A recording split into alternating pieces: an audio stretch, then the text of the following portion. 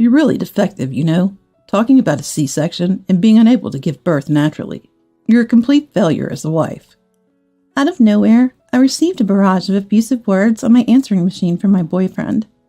But I'm neither married nor pregnant. What do you mean? However, it didn't take long for me to understand the situation. I'm Rissa, 26 years old. I work as a stylist at a beauty salon. I've been working there for 6 years, starting as an assistant. Last year, I finally made my debut as a stylist. Day in and day out, I shampoo endlessly during the day and practice cutting at night. I've been tirelessly working on improving my skills. Accumulating experience, my dream is to someday become independent and have my own salon. Good job today! After finishing work, I walked quickly to the station, passed through the ticket gate, and boarded a train heading in the opposite direction of my home. I'm going on a date with my beloved boyfriend. I met Georgie, my boyfriend, at a party about 6 months ago. Georgie is a handsome and a refreshing young man. Not only me, but all the girls present at the party desperately vied for his attention. Amidst fierce competition among the women, I managed to sit next to him, pretending to go to the restroom, and successfully sneaked away with him. I felt a little guilty towards my friends who had attended the party, but it couldn't be helped. That's how much Georgie matched my taste. Afterward, we had drinks at a stylish bar and hit it off completely. That night, I stayed at his place. From that day we met, we started dating. Since then, I've been going on dates with Georgie once a week. When I arrived at the nearest station to his workplace, I stopped by the restroom to touch up my makeup. As I looked in the mirror, my face naturally relaxed with happiness about meeting him. Suddenly, I felt someone's gaze, and when I checked behind me in the mirror, it must have been obvious that my face had relaxed too much. I met the gaze of a woman who seemed to feel disgust towards me. I quickly switched to a blank expression, tidied up, and hurried to the meeting place with Georgie. Checking the time when I arrived at the meeting place, it was exactly 5 minutes before our scheduled meeting time. With my excitement held in check, but still feeling anxious while waiting for him, my mobile phone suddenly rang. I hurriedly answered the call. "Hello, Georgie? I just arrived." However, Georgie answered in a low tone, as if he was in an uncomfortable place. Rissa, I'm sorry. There's a sudden issue, and I won't be able to come back for a while. I'm really sorry for the short notice. But can we cancel our date for today? I promise we'll make up for it another time. What? I was looking forward to it. But I understand. Good luck with your work. We both have jobs to attend to. I didn't want to be too demanding. With a heavy heart, I said that and hung up the phone. I put my mobile phone back in my pocket and retraced my steps with a dejected mood. Inside the train on the way back, I gazed absent-mindedly out the window. I was lost in thought to the extent that I didn't notice my mobile phone vibrating in my pocket. How long had it been ringing? I realized and hurriedly checked it, only to find it was an incoming call from Georgie. However, the train was crowded. It would be quite rude to answer the call here. I thought so and decided to get off at the next station and call him back. I let the call go unanswered. After a while, I switched to voicemail, and it seemed like a message had been left. It was something unimaginable from the usual Georgie. Hey, come on. Why didn't you answer the phone? You know, you're a really defective product. Talking about a C-section and not being able to give birth naturally. You're a complete failure as a wife. Being a defective product means divorce. Don't tarnish our bloodline any further. Unexpected words left me in shock and panic, and my mind went blank. C-section? Divorce? What was happening? Overwhelmed by it all, I stood still at the nearest station to my house. After getting off the train, I mustered the courage to call Georgie. After a few rings, Georgie answered the phone. Georgie's tone was completely unchanged, just like always. Hello, Rissa. What's wrong? I've finally finished work, and I'm on my way home now.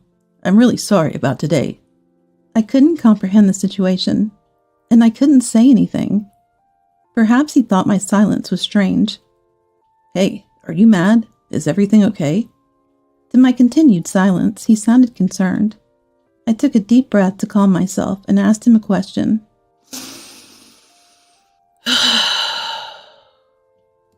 About the voicemail earlier. What was that about? Can you explain? Talking about a C-section and divorce? I'm your girlfriend, right? Georgie, are you married? And what's with calling your wife defective? Do you always speak to her like that? The voicemail.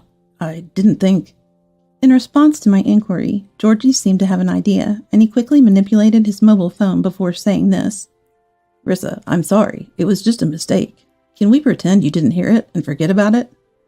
You can't just pretend after I've already heard it, I said with exasperation. And Georgie, looking flustered, said this. No, that's not it. Not at all. I thought of surprising you. A surprise, you know. I acted it out. We've been dating for 6 months now, and I didn't want us to get into a rut. I want to be lovey-dovey with you forever, Rissa, so I just did it on a whim. Even if it was an excuse, it sounded too forced. I wanted to make things clear, so I questioned him. Georgie, be honest. Are you already married? Was your wife pregnant? You mentioned a C-section, but did everything go well? And what's this about calling her defective? Do you always say such horrible things? I mean, about that. I interrupted his words and said this. Stop with the lies. Even if you're married, it doesn't matter to me.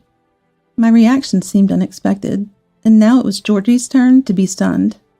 My love for you isn't something that can be shaken by such a small thing. Really? Georgie asked in surprise. Yes, of course. But if I become your wife in the future, will you say such terrible things to me too? I might not be able to endure it. I replied with a worrisome tone, and he reassured me loudly. I won't say those things to you, I promise. I won't hurt you. Besides, I was planning to divorce her sooner. My mother was nagging me about needing an heir, so I reluctantly continued the marriage. But if you marry me and give birth to an heir, I'll divorce her right away. Is the baby born safely? Huh? Yeah, but she's just a girl, so she won't be an heir. And she wasn't born naturally, which is embarrassing for both me and my mother. After hearing this story, I told Georgie this. I see. Thank you for telling me. But I wonder if your wife will agree. I don't think she'll easily let go of a wonderful husband like you. I paused a moment before saying, I have to thoroughly crush your wife's spirit to make sure she never thinks of trying to take you back. I muttered in a low voice, and he looked surprised as he said, Rissa, you say some unexpectedly intense things. But I really want to be your wife. Oh, I know. Could you give me your wife's contact information? I appealed to Georgie like that, and this time he answered with a smirk. Rissa, you're really cute. I love you, but seriously, even if I give you her contact information, what are you planning to do? I could easily imagine Georgie with a relaxed expression on his face. With a fearless smile, I said, Hey, did you know, in cases of infidelity, you can claim alimony for several years after a divorce. What if your wife realizes our relationship after divorcing you and sues you? I want to be happy with you. I don't want any alimony. It's just a hypothetical situation. But what if I were to get pregnant with your child? If we were dragged into a legal battle, it might cause so much stress that I'd have a miscarriage. I wouldn't want that, right? So I want to settle this now. I don't want to pay child support for that girl. I see, Rissa. You're amazing. I'm falling for you even more. Georgie seemed relieved by my reaction and was overly delighted. Don't worry. I'll handle it perfectly. Trust me, Georgie. I love you. After hanging up with Georgie, I hurried home and began preparations for something. 1 week later, on my day off, I was at a stylish cafe with private rooms. I sipped coffee, contemplated the future, and took a break. Suddenly, a woman approached me. You're Rissa, right? I'm Emily, Georgie's wife. Caught off guard, I quickly stood up and bowed deeply to the woman. Nice to meet you. I'm Rissa. I'm really sorry for everything. After exchanging apologies, we both took our seats, and I ordered drinks for Emily. I immediately got to the point. As I mentioned on the phone this morning, please take a look at this. I spread out documents I had prepared over the past week while working and staying up all night. They included mementos and photos from my time with Georgie, as well as printed WhatsApp conversations. I revealed the details of our relationship, how we met, and the moments we shared. And could you listen to this? I took out my mobile phone and played the recorded conversation between Georgie and me from that time. In fact, I had secretly recorded our conversation back then. Emily looked at the documents with a serious expression and listened intently. Her eyes were clearly showing signs of agitation, but she managed to maintain her composure. After listening to the recording, Emily began speaking with a weary expression. Rissa, you were really dating Georgie, thinking he was single, weren't you? Actually, he served me divorce papers yesterday. His mother joined in, showering me with harsh words, saying they didn't need a defective woman who couldn't bear an heir. I genuinely want to accept the divorce. Of course, I'll raise our child. If you still want to be with Georgie, please don't worry about me. I have no intention of getting involved further, and I won't ask for child support or alimony. Please rest assured. After Emily finished speaking in one breath, she took a sip of her now cold coffee. I stared into her eyes and said, I have no intention of continuing my relationship with Georgie. Through this ordeal, my feelings for him have completely vanished. Besides, if I were to be with him, I'd undoubtedly receive the same treatment as you, and I absolutely refuse to associate with a man who has such a rotten character as to insult a woman who went through the trouble of giving birth to a lovely baby, along with his mother. Emily, pardon my blunt words, but aren't you angry at all? Giving in like this? I hate to say it, but I can't accept it. Let's make him suffer. As I confronted her, she appeared clearly bewildered. I'm sorry. I didn't mean to cause stress during this difficult postpartum period. No, it's all right. But of course, I don't know what to do. And my only concern is to make the newborn happy, she said reassuringly to me as she looked down in anxiety, trying to comfort me. I have a good idea. Let's push him to rock bottom and make him experience despair to the fullest. Emily, you don't have to do anything. I'll handle it. After all, even though I didn't know anything, I ended up hurting you deeply. As a form of atonement, I want to take responsibility. She nodded as if she had made a decision. I understand. All right, please go ahead. After that, Georgie and Emily got divorced. 3 months later, Georgie and I were continuing our relationship smoothly, with our wedding just a week away. It was a rare date for us that day, and Georgie seemed particularly cheerful. The wedding is coming up soon. I'm looking forward to it. My mother praised you, saying you're much prettier and smarter than my previous wife. Georgie, who knew nothing, smiled happily with a foolish expression. But to me, his face now seemed truly repulsive and filthy. Congratulations to you two. Do you even have a brain inside that head of yours? I muttered, looking the other way. Rissa, did you say something? Georgie asked in surprise. I replied with a cold tone and a smile. There's no way I'd marry a rotten monster like you, right? Even when you had a pregnant wife, you were having an affair with me, acting like you're still single. After committing the most heinous act of betrayal, how can you keep a straight face? Do you have some kind of mental illness? My sudden outburst left Georgie looking confused. But she left with the baby without claiming any compensation or child support. You convinced Emily to do that, right? Desperately clinging to that thought, Georgie looked at me. I laughed and replied, Yes, I told Emily to do that. We put on a little act together. It's all to teach you and your family a lesson. I have no idea what you're talking about. What do you mean? Georgie listened to my words, and he looked anxious and panicked. I stared coldly in his eyes and said, You've been deceiving me all this time, despite being married. My affection for you has long since cooled since that phone call. And to think you and your family, after all the suffering Emily went through with a breech birth and a cesarean section to deliver your child, would hurl such cruel words at her, calling her a defective woman and treating her like garbage. I'm not foolish enough to become part of such a despicable family. As I spoke rapidly, Georgie's face turned as if he'd been struck by lightning. Then he collapsed from his kneeling position. Lies. This can't be. What about the wedding? It's impossible to cancel it now. We'd have to pay an outrageous cancellation fee. Ironically, Georgie reproached me, but I calmly replied, "Why should I care about that?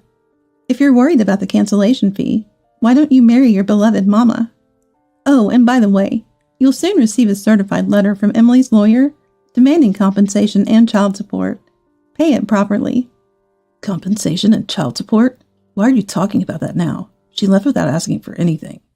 Georgie mumbled with frustration. "Did you record or put it in writing when Emily said that at that time?" That is... Georgie's face turned pale all of a sudden. "I thought so. Then you have no evidence. You're a working adult. Don't you understand the importance of putting things in writing? You're truly an inept fool." I said this and laughed. Georgie was trembling, on the verge of collapsing like a downed boxer. "It's your child, so paying child support is only right, and the compensation will be substantial. I've kept that answering machine message from back then. Of course I've made copies and given them to Emily's lawyer. Remember calling her a defective woman? And the reason being that she couldn't have a boy or because she didn't have a natural birth. What does that even mean, not a natural birth? As if there's a hierarchy in the difficulty of childbirth. I'd like to spread that recording to everyone you know." Please wait. If you do something like that, I'm finished. I'll do anything, just don't do that. Frantically, Georgie pleaded with me, but I ignored him and said, "Emily won't accept compensation from me, so instead, I used that money to hire lawyers for her. Lawyers who specialize in infidelity and divorce, and lawyers who are well-versed in domestic violence. They'll surely thoroughly defeat you, Georgie. You can't escape anymore." I said this and left him there, with his face ashen and bowed. 6 months later, I finally opened up my shop, as I had always dreamed. While preparing for the opening, my first customer arrived. She held her baby and came up to me smiling warmly and said, "Congratulations, Rissa." I replied, "Thank you, Emily. Please come this way. You can hold the baby while you shop." I welcomed Emily with a smile and guided her.